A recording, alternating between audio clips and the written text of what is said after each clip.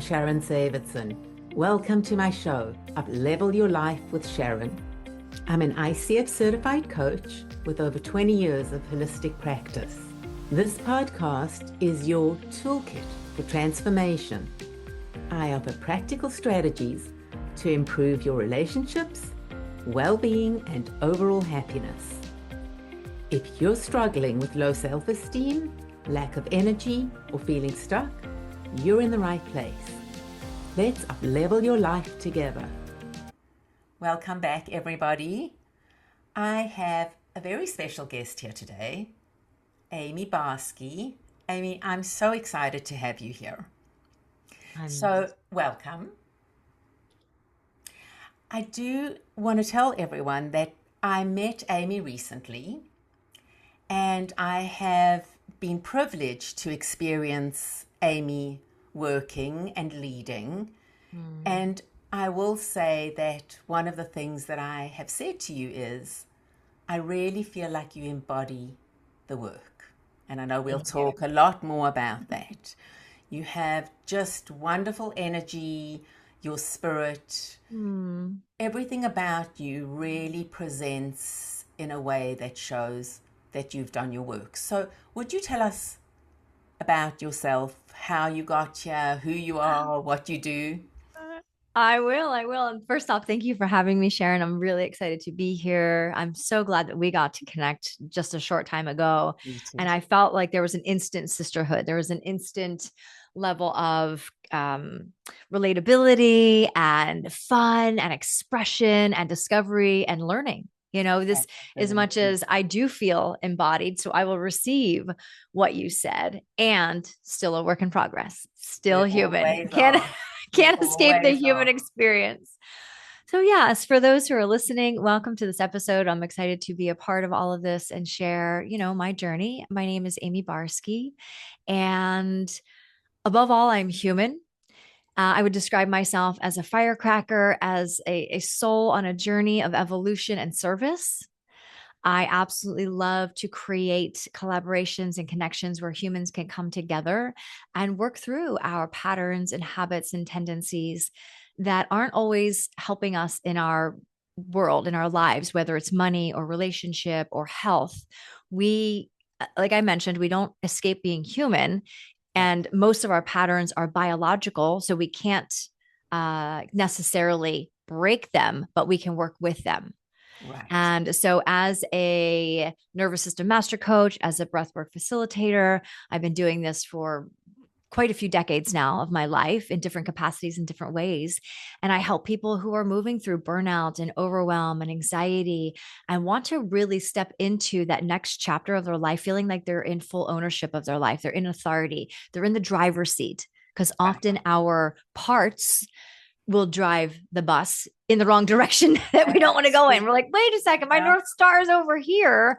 Why is my procrastination part taking me this way? Why is my inner critic taking me that way? Why is my self-sabotage driving me off a cliff?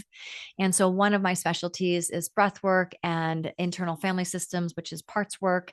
And it's just something that I absolutely love to share with the world, whether it's with in-person events or online one-on-one coaching. All over the world, I've traveled to give this particular medicine, is what I like to call it, because it's a different kind of medicine that supports nourishing our souls so that we can step back into the driver's seat of our lives. Yeah, I love that. I want to address two things you just said. One is you are definitely a firecracker. And what I love about the situations that I get put into, you being one of them and you leading the group, is you step out of the box, the way you dress, the things that you say, and I love that. Yeah. You play big. You definitely play big. You have a presence about you. So thank you for that. Yeah, because I think that it allows other people to do that, gives people permission to do that, right? Yeah. That's the one thing. The other thing is, you were talking about, well, I just want you to know, being part of the firecracker, is that I was a tomboy too. I know that you were a tomboy. You said you liked the racing and all of that. Well, I used to sneak out and go on the back of my cousin and my brother's friend motorcycle. My dad Mm. didn't know till I was way in my 20s that I actually would sneak out and go on, loved racing car driving, or didn't drive, but I actually worked for Alfa Romeo. One of my very first jobs was Wow. working at Alfa Romeo. So I know you said you like the racetrack and things like that. So we kind of have something in We common there. do. I grew up in a very tiny town in southern New Jersey called Acco. And the big thing there was called Acco Raceway. And they'd have drag cars and mud races and motorcycle races and fast car, all these things. And we just thought it was the coolest thing ever. And so, yes, firecracker was definitely something my dad called me often. And what I found interesting, quick story, my dad would call me firecracker a lot as a child. Often it would be followed up with something like, but Amie, can you just sit still for 5 minutes? Mhm. And he would, and so when you hear something like that, just sit still. Can you just sit still for 5 minutes, Amie? I kept thinking to myself after time, like, wow, there must be something wrong with my expression, my energy, my firecracker likeness. And I started to notice I was dimming my light. Oh, if I sit still, then I get love. I get approval. I fit in when I sit still. So I started to dim that light, that firecracker energy for many, many, many years. It just kept getting more and more dimmed. And there was a point where then it turned into people pleasing. Because if I notice, if I do these things, I belong, I fit in, I'm loved, I'm Right. accepted. And so it was interesting, as much as that beautiful word felt really good, and then all of a sudden it didn't feel so good anymore because it was followed by a statement that really didn't nourish my expression. And I was very emotional as a child as well. And so a lot of that wasn't accepted in my household. And so I noticed over the years, I was unconsciously suppressing all of this emotion. And of course, on top of that was resentment and a grudge of like, like that FU energy, like, I Right. just that rebellious. Oh boy, in my teenager years, very rebellious. Right. But anyway, cutting into my adult life, it was showing up in my relationships. It was showing up in my workspace. I was afraid to ask for a raise. I was afraid to ask for my needs to be met. I was afraid to express myself. And so once I started unraveling why I was feeling anxiety, why I was feeling depressed, why was I feeling so disconnected from my body, disconnected from my heart, disconnected from people, I uncovered through my inner work and journey that I was in survival mode. I was in fight and freeze. Right. And being in those strategies to keep us safe, because that's what they're meant to do, I was really undernourished when it comes to connecting with people and loving and expressing my heart. And so that was a big hurdle that I got to and still get to at times work through when I noticed myself going, oh, well, I'll just avoid that. It's not important. When the truth is, I do want connection with people. Well, the default tendency, right? And Yes. also, and you talk about, and we talk about, the body keeps the score and Mhm. how the trauma sits in our body Mhm. and how we have to address it. So what happened, what was the moment for you that you started, what happened with you and your body that you thought, okay, I'm sitting with this now and I really have to address it?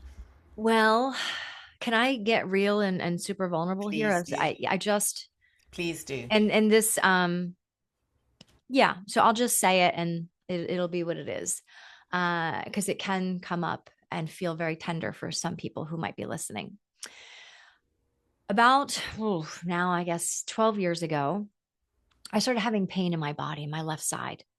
And it was literally in my left rib cage, ran down to my hip, back and forth, back and forth. It would create panic attacks because I couldn't catch a full breath.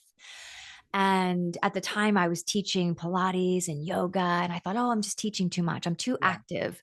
It must be a muscular thing because Right. I obviously didn't have any broken bones in my body. So I went to doctors. Got x rays, got MRIs, all the specialists, and they couldn't find a dang thing. Nothing was wrong. And so I thought to myself, well, I don't know what else to do. And shortly after that pain was going on for about 6 or 7 months, I started having flashbacks of a memory that happened at 19 years old. Right. And that memory was a date rape. I was drugged and raped at a fraternity house. And lo and behold, thank God I was already in the work and I had a support system around me. But what I didn't know then that I got to learn when all those memories started coming back and I started putting the pieces of the puzzle together was when I found out that that happened, because I didn't actually know. I'm going to Right. take another little layer of vulnerability here. I didn't know until the next morning. Okay. I got up out of bed and I felt like, oh my God, I got hit by a bus. And I didn't even have much to drink the night before. Literally, I had like a half a beer that I remembered. And I went to the bathroom and I sat down on the toilet and I peed and a condom fell out of my body. Wow. And I had to pull it out and stick it in the toilet. And all the, just like the of my body, just like, just this tension just Yeah. built up. And I remember standing up going, oh my God, what happened? And I couldn't remember anything. And I collapsed on the bathroom floor and I sobbed. I sobbed and I sobbed and I sobbed. And when we go through trauma like that, whether that would be considered a big T trauma, but any level of trauma, Absolutely. because your body doesn't measure the trauma according Right. to what our brain would measure it as. Yes. Uh, so my body went into collapse. And when we experience trauma of any level, we have three things that happen. We make a belief. We say to ourselves unconsciously often, um, the belief I make up about myself is, the belief I make up about so and so is, the belief I make up about the world is. So the limiting belief that became a part of my story was men only want one thing. I am a piece of crap right now. I'm broken. I'm unfixable, unlovable, and that the world is a dangerous place. Yeah. And so collapsing into those belief systems, I took on a pattern that my mom often did in her life and I swept it under the rug and never told a Yeah. soul. Because I thought to myself, if I can't remember, who the hell's going to believe me anyway? Absolutely. And I just was so ashamed and so embarrassed that I just never spoke of it again. But it got stored in my body and Mm-hmm. it came through about 22 years later. Mm-hmm. And so that was one of the big ways in which my body was talking to me, saying, hey, this gets to be resolved. And of course, at the same time in my life, at that time when that memory came through, I was ready for healthy partnership. I had come out of a marriage. It had been about 7 years, I think, since my divorce. Then I had been doing a lot of inner work on myself because before that, I was blaming everyone for my life. I would blame my parents. I would Wow. blame my now ex-husband. I would blame whoever it was except myself. And I started to look around going, oh shit, I'm the common denominator here. We Right. get to look internally. We get to look in the mirror. So I was doing work for quite some time when this memory happened. And again, I was like, okay, I'm ready for a healthy relationship. What does that look like? And there was more stuff there that would have and did actually prevent me from having a healthy relationship with the man I was dating at the time.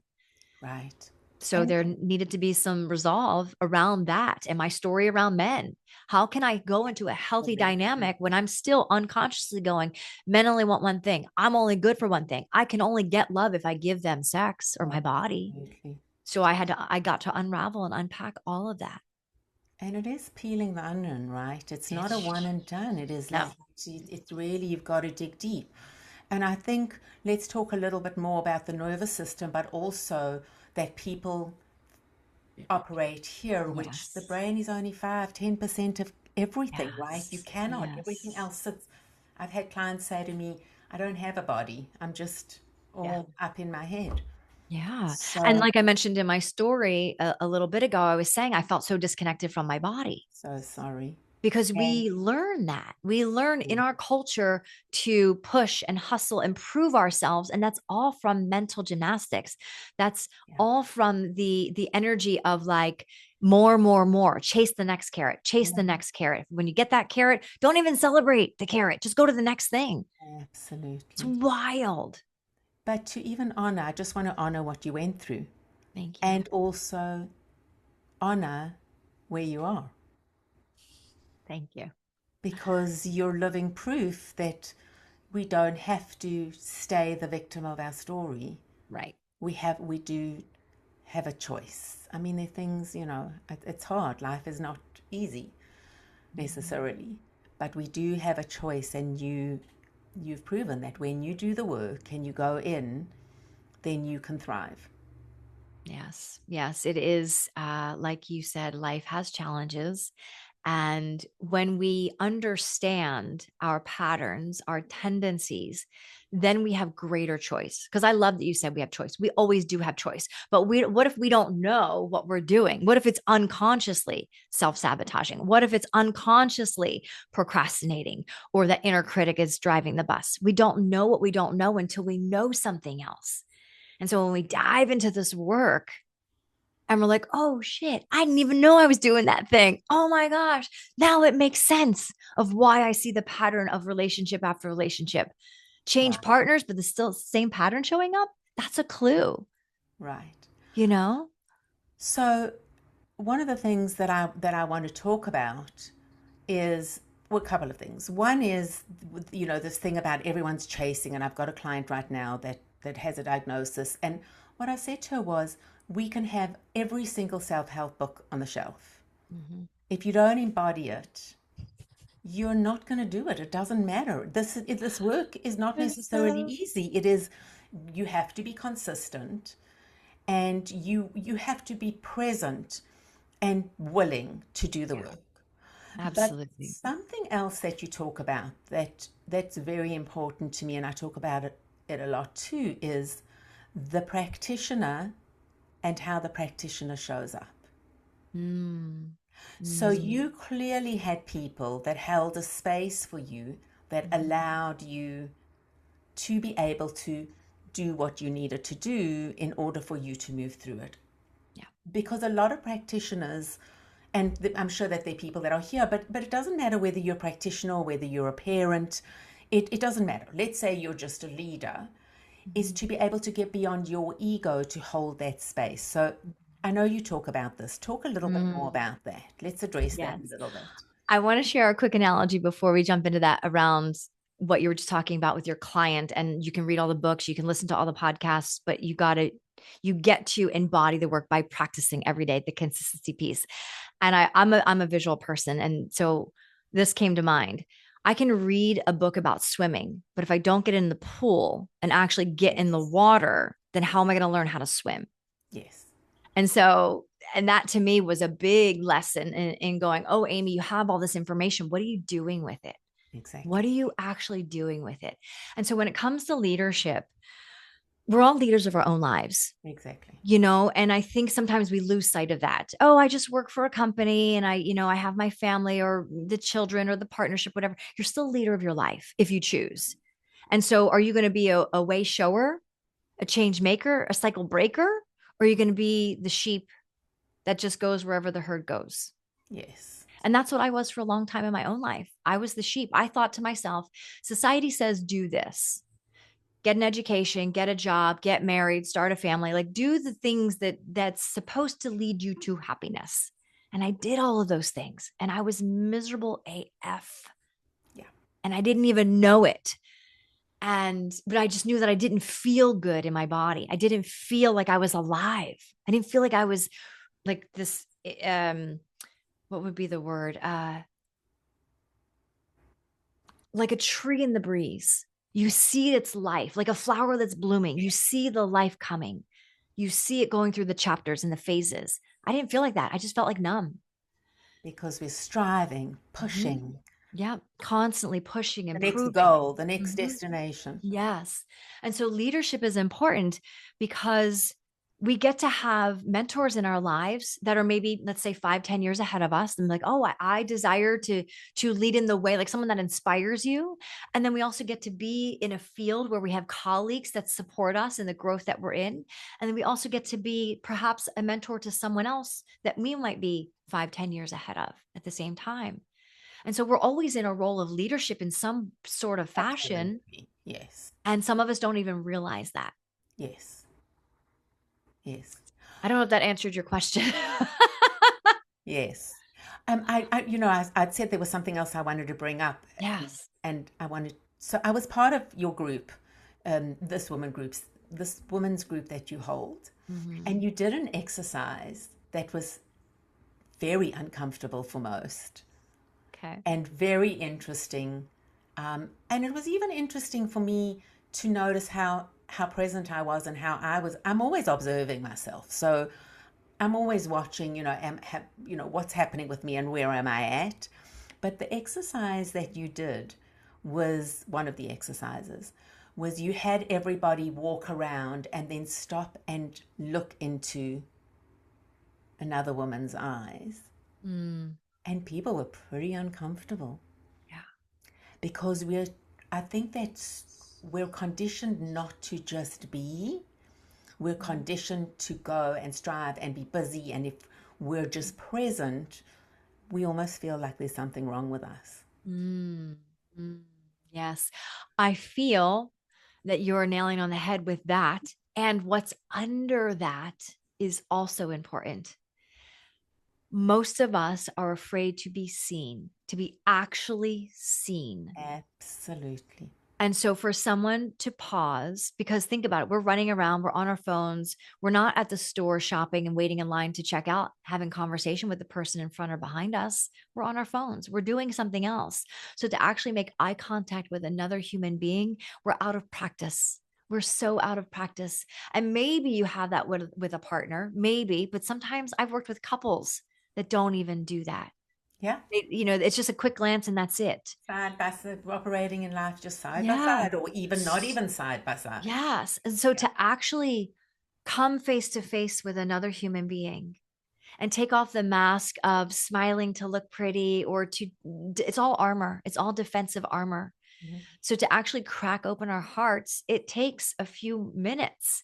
And so often in those types of exercises, I will let them stay there in that discomfort because what we're teaching our body, our nervous system, is that it's safe to be seen, that it's safe to Absolutely. reveal our hearts, that it's safe to actually just take off the mask of people pleasing or pretending everything's fine or pushing energy out. Like, I got you, I got you. Can you just let yourself be held by another human being? Let yourself be witnessed Yeah. without words, just simply going, ah, Yeah. one human to another, one heart to another. And little by little, I can watch as a facilitator of those types of exercises. I see the bodies doing what they do. Some people are clenching their fists. Some Mhm. people are darting their eyes because they can't stand being seen. Some people, their jaws get tight. Sometimes they're swaying side to side. They're like kind of like giggling to like cover up themselves. Yeah. And so if you allow them to stay long enough, the nervous system will start to settle. Yeah. They'll recognize it's safe to be seen and that there's no abandonment happening, that that person is simply going to stay with them through this discomfort. And I think that's what a lot of us are afraid of, to actually say, hey, I don't feel comfortable right now. This feels a little challenging, and be okay with that without judging it, without having to run, without having to hide. That's one of the reasons why we do that exercise often, because we're teaching the nervous system you are safe to Yeah. be yourself without any mask. Yeah. And to go back to that practitioner, if the practitioner hasn't done the work and Yeah. isn't holding the space, I remember when I first started doing this work and I needed results. And I would watch myself when I had an agenda about that I needed a result, nothing would come to me. Mm, Nothing. yeah. And when I let go, oh my goodness, Yeah. the information just dropped in for me. Whatever it was, I was just getting so much information about Yes. letting the person just be where they were at Yeah. and be okay with that. Be absolutely okay. And what I'm hearing within all of that is just being present. Being present. Just be present. And that is such a foreign practice for so many, myself included at times. I have to Yeah. remind myself to be present. Yeah. Yeah. I want to just segue into the AI and technology and how it's changing. And I did Mm, have a conversation with someone yesterday also about this. Let's talk a little bit more about AI let's do it. and It's your thoughts interesting. around it and what we think. The coaches are worried that AI is going to take over. Mhm. I feel that AI has a beautiful contribution to the chapter of life the world is in right now around technology. And at the same time, everything in moderation. Yes. everything in moderation. And AI will spit out information, but it cannot spit out or give you transformation, in my opinion. It can tell you Tools. things. Well, it can give you more tools. It It can say, can, meditate in the morning or what. right? Yes. Correct. But if you are doing those tools and there's no one to support you in the growth of how you're using those tools, like feedback or accountability, then potentially, I'm not going to say you can do yourself harm. I don't think that's necessarily true. I don't think it's black and white and No. rigid. And at the same time, it's never going to replace a human to human conversation. So would you mind if I just share Yeah. a situation? I got a new client yesterday, and he was my clients. All my business is 90%, 99% referral based. They refer me, so I get the one person that I start off with, and then I get the child and the grandfather and the partner and the everybody. And so this person came to me, and he'd sent me a little bit of information about him, which was information to me that he even sent me like a video and these things about him. And honestly, I had no idea what the session was going to look like. Mm. And I was putting one foot in front of the other, being guided in terms of what he was telling me, what he was sharing with me, and where I needed to go next. It was not black and white at all, the session. And I don't have a protocol specifically, right? I just intuitively go with whatever it needs to go with. But I had to be in real time, really navigating what he was telling me, what I was taking out of it, and then what needed to happen in the session. Mm-hmm. Mm-hmm. So good. And so And that is this is, something AI cannot do. and let's go down that rabbit hole a little bit more. What AI cannot do is watch the body of a client. Because I could be saying life is fine, but you're seeing blank stare in my eyes. I Right. could be saying I'm great, but my body's collapsing. My shoulders are turning in. I'm looking away. I can't be. I'm afraid. I'm covering my face with my hands. That is something AI will never, ever, ever be able to do No, in this moment because it's not a human to human experience. no, You can't, it won't have the ability to read what the body language of the human that's on the other side of the camera or Zoom or in person at an event, at an actual, retreat or what have you. That's something AI doesn't have the ability to do. no. And so that to me is where our practitioners, our facilitators get to, like you mentioned, be embodied in the work, be able to read a person's body, not just their words, and then be able to make a choice from there as to what could support that client for their highest and greatest growth. Yes, and I want to expand on that because it's not just the practitioner. Because I work with a lot of parents, or I'm working with the kids. It's anybody. It's anybody that is in front of you that you can say, what's really going on here? But you have to have done the work in order to be in a place that you're not in survival. I mean, I spend most of my life in survival mode. Yeah. And one day when there was no chaos going on outside, I thought to myself, I am having an anxiety attack. Why? There's no external stimulus here. Mm.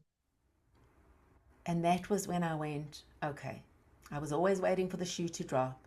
There's no shoe that's dropping right now. So now I really have to do the work about Mm. why have I spent my whole life in survival mode. Mm. Mm. So good. Yeah. So, what would you love somebody to know about their nervous system? Mm. What's one nugget that you'd love women to know? I would share that we won't ever, like I mentioned, stop being human. So the compassion piece gets to be a part of the growth piece. I remember when I was on my journey, I think I had this vision of like, oh, there'll be an end. And then I'll be healed and I'll be fixed and life will be grand. When I, Yes, it's the I'll be happy when syndrome. I'll be happy when fill in the blank of whatever it is, money, love, health, fixed, healed, whatever. And so when you understand your nervous system, so I'll just share the 4 strategies: fight, flight, freeze, and fawn.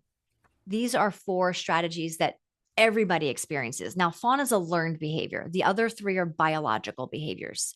Fawn is generally learned from the household you grew up in, whether it was your mother or somebody that was fawning or appeasing people for the sake of protection, for the sake of love, for the sake of belonging, lots of reasons.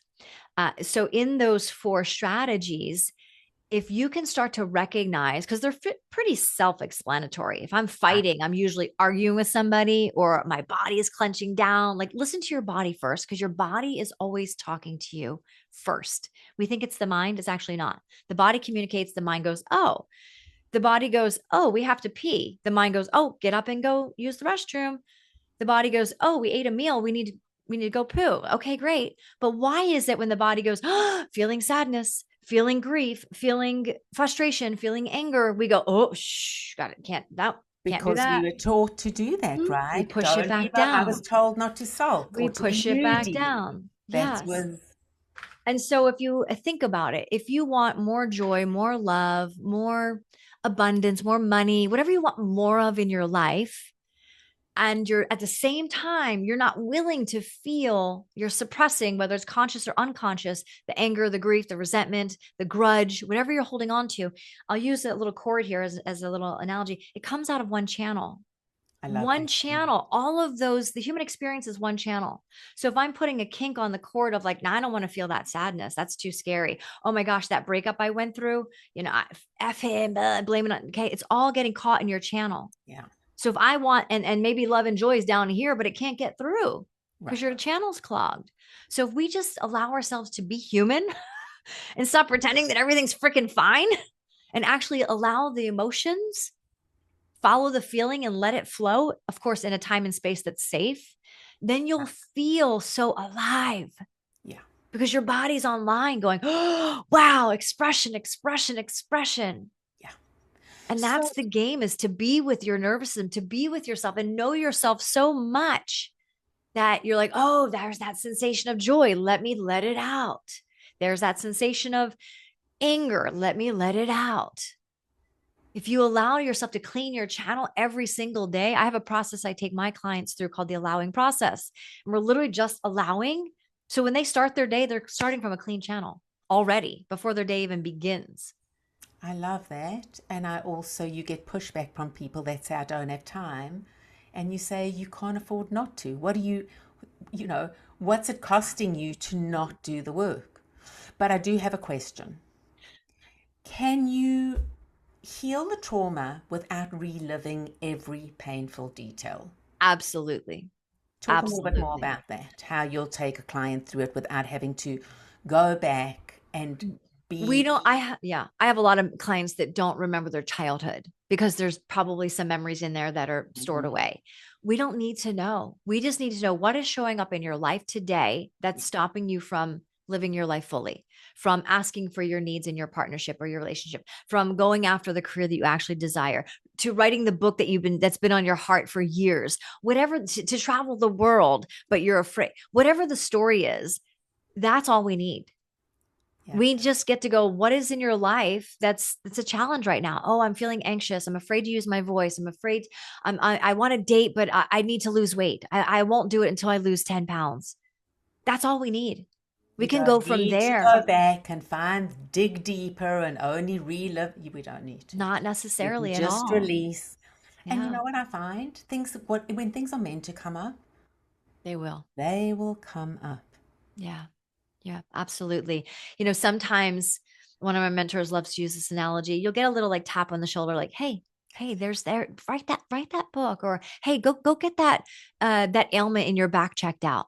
And then you'll get a little like, hey, go do that thing. Hey, and then you'll get a freaking 2x4 and you're like, whoa. And so can we stop waiting for the 2x4? Can we listen to the tap on the shoulder? Yeah. Can we start to listen and get curious then, sooner than later? so that we're not like, shit, I should have started that 10 years ago. I'd be so much further along. And then we're judging ourselves and we're criticizing ourselves for not doing the thing that we should have, blah, blah, blah. Like we could go on and on about that all day long. So under the bottom line is, you're asking me the question of what can people do is listen to your body. Yeah. When your body's communicating, you don't question, oh, I'm hungry. Should I eat? Shouldn't I eat? Should I eat? We don't question that. We just go eat lunch. Why do we question everything else? Just be willing. Listen to your body. Just be And it willing. takes titration, Yeah. a little bit at a Yeah. time. And it takes practice, because when we're listening to our body, what we're starting to do is build back into our intuition and our self-trust. And when I say listen to your body, I mean things like this. If your body says, hey, grab that jacket, your intuition says, grab that jacket. Your gut says, grab that bottle of water. Do it. Because later in the day, you're going to go, oh, I'm so glad I grabbed that jacket. Oh, thank God I have water right now. But that is the titration, the baby steps to build self-trust again. Because most of us don't trust that gut sensation, that intuition, because we're disconnected from it. And we're like, I don't know. Is it? Isn't it? Is that true? Is it not true? I question everything. Well, then you'll get the lesson the way that I got it way back, which was, if I did a upper body, when I was a personal trainer, if I created a whole upper body workout for my client, when the client showed up with a broken arm or a hurt arm, I would have to pivot right there and then. Or if I was going to do a speech, the printer wouldn't work. So the universe slowly but surely took away things that forced me in the moment to pivot and to just allow whatever was going to come through to come through, which is now how I work, that intuition part where things just drop into me and they may not make sense to me. And I'm okay to say, it doesn't, this doesn't make sense to me, but does it resonate with you? Yes. And so really encouraging people to just listen. Your mind is not your entirety. It is a very, very small part of it. And I get physical. I'm sure, people will see me go, oh my goodness, I'm getting goosebumps because I get confirmation, positive, or something to say, oh, something's off here, or this really resonates with me and I need you to know that I'm just confirming whatever it is that you've said. That feels in alignment with that. So good. And I think the bottom line is, if we're going to share something with another human, it's just simply ask for permission. Absolutely. Hey, this thing's coming through for me. Can I share it with you? Absolutely. Hey, I'm feeling this thing, or whatever. Yes. I'd love to know if it resonates. Like, it's that game. Because then it's not a prescription on them. It's not an assumption. It's not a projection. It's simply going, hey, this is here. Are you open? It's honoring wherever they're at. It's been fine with wherever they're at. Yeah. As opposed to the ego, one of the ego was saying, I know what's best for you, so let me just tell you what I think is best for you. Yeah. Yeah. Amie, do you have a tool that you want to share with our audience? I do. And remember, it's visual and audio. So amazing. So it's interesting. A lot of times, I will do talks and podcast interviews, and I'll say something like, yes, I'm a stress management and burnout coach. And often people will say, wow, you must be so busy. And I say, well, why do you say that? Like, what makes you say that? And the first thing that most people say is, well, look at the state of the world right now. There's so much chaos, which causes internal stress and anxiety. And then if we're pushing to get away from that, it can create the burnout. Right. And so one of my favorite ways to calm my own body is a simple butterfly. So you'll take your two thumbs and cross them like this. You'll place it on your chest. I'll move my little mic for a second. And then you'll just gently, one at a time, tap. While you're doing that, breathe. Breathe in through the nose and out through the mouth. And as you're here, start to notice, can you let your breath be fuller than usual? Because a lot of times we breathe up in our chest and not in our belly. And then a lot of times the jaw is tense. So can you soften the jaw? And then this one's might be a little bit of a funny one, but your bum hole, your butthole gets really tight because it holds a lot of trauma in our hips and in that area of our bodies. So I'll do a check-in and say, how's my jaw, my belly, my bum hole? Okay, can I soften a little more? Can I breathe a little slower? Can I just be with myself in this moment And you can do this for 20, 30, 40 seconds, a minute, however long you need, and then reassess. I check in with my body a lot. How's my jaw? Oh, I'm feeling a little clenched. How's my belly? Am I actually breathing down in my belly? What's my butthole doing? Is it tight and restrictive, or can I soften? That area of our body holds so much. And so those three simple check-ins, jaw, belly, bum hole, breath. And if you need to do the butterfly and get in there and do some taps, because it calms our body. We send ourselves into a parasympathetic. It's almost like you're rocking, like the baby in the rocking chair or in the little rocker. Yeah. It sends in that beautiful signal of ease. Yeah, I'm okay. Yeah. So that's one of my favorite exercises to do. I love that. Out of so many, but yeah, that's one. Yes, you do have so many. And I love that I'm learning from you every time I'm in your presence. You just share so much and have such a gift that you're sharing with the world. You are about to start a course that you just launched. Yes, I am launching the first legacy cohort of Break Free Breathwork. It's a facilitation training program. So excited to something that's been on my heart for a long time. I've been serving breathwork for well over a decade, and I've been wanting to create a certification program. And of course, I had stories come in about why it wouldn't be good enough and yada, yada, yada. And there was a big shift in my nervous system about a year ago. And since then, I have been on this incredible journey of full ownership, full authority of my gifts. And so I created a 12-week certification program. And it's a beautiful program because, as you may have heard this saying before, as a facilitator, as a coach, as a therapist, whatever you want to call yourself, you cannot take a client where you've never been. Because if you don't have that experience, how could you possibly coach someone through an experience that you haven't had yet? And that's my opinion, and a lot of people in my world when it comes to this type of work. And so the course takes you through the program for yourself while you're learning how to facilitate. Right. So not only are you getting your own up level in your own life, which will affect every area, your love, your money, your health, all of it. It will then, at the end, you'll have tools to then serve this particular medicine called breath work to maybe yourself, your community, your clients, whatever that is, to make a bigger impact in the world. And, we were talking about AI earlier, and this is something AI can never offer. It can never offer an in-person experience where it's an embodiment piece where you're watching bodies and watching the nervous system do the wave that it does and support people through those giant, beautiful, and brilliant capabilities of healing themselves. Because I'm not a healer. I don't call myself a healer. I guide you toward your own healing, period. So that is one thing that I'm offering. But if anyone here wants a freebie, a beautiful breathwork practice, that one of my favorites in the morning called the O breath, please feel free to drop a link in to this podcast, Sharon, and share that with them. I'll send it to you.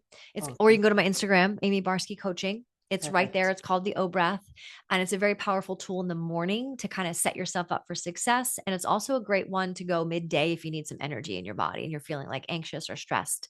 Super simple. Breathe through a big boba straw. Super simple. There's a series of you'll do it 3 times, 33 times. Easy practice. Takes, I don't know, 5 minutes. I mean, if you don't have 5 minutes out of your day to spend on yourself, then we need to talk. Right. We need to talk. But yeah, so there's an opportunity, a bigger program, certified as a breathwork practitioner, or this beautiful practice to get yourself started and get a taste for how I guide as well. And it doesn't need to be if you're a practitioner. It can be to do your own work so that you show up as a better parent or a better partner, or just it enhances your life. For sure. You do the work and you get rid of, Yeah. It's a 2-for-1, basically. You're getting your own inner journey and being able to hold space and learn how to be that guide for those in your life. Yeah. Anything else you want to share before we wrap up here? Not that I can think of. I'm just really happy that I got to be a part of this talk, and thank you for inviting me in. I'm excited to see, what's happening in the world now. Yes, there are a lot of things that might not feel aligned and they feel scary. They might feel heavy, or whatever word you might label it as. be with those emotions, allow it, but remember that I live in a world right now where I'm in San Diego. I have all my needs and beyond met. I have plenty of water and air and sunshine and food and the things that some countries would call a luxury right now. Yeah. And so, yes, we can grieve for those who are in challenging times. And at the same time, we, the people that are in a space and place that's safe and they're living their lives fully, we get to also be in that joy and celebration, because that joy and celebration that we have will amplify out to those who are quote unquote suffering. Absolutely. So Absolutely. It's not helpful for us to be suffering that lower frequency of what they're going through. It is more helpful and beneficial to them for us to raise the frequency and set the intention that we're helping them with the frequency. And so I'll end with this because it just came in, so I'll say it. That means we get to care, but not carry it with us. Absolutely. Yeah. Absolutely. Amie, it's been wonderful having you here. Thank you so much for being here. And thank you to everyone for showing up. And if you're called to share what we've been sharing and also to subscribe, please go ahead and do so. Thank you and have a great day. Thank you for listening. Remember, transformation comes from action, not just knowledge. What will you apply from today's episode? Visit www.sharonsavitson.com for more resources. If this helped you, please subscribe and share. Let's up-level together.